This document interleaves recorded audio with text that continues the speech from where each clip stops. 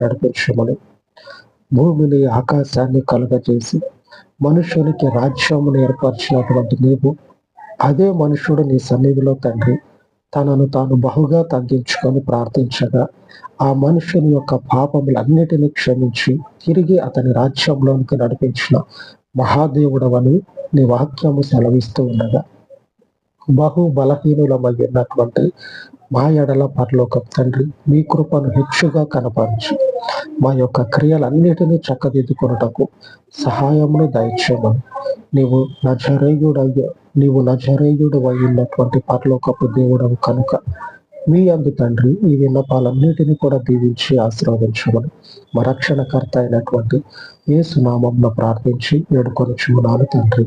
ఆమేన్, ఆమేన్. సర్వోన్నతుడైన మన ప్రభు కృప నిత్యము మనకు తోడై ఉండును గాక. ఆమేన్, ఆమేన్.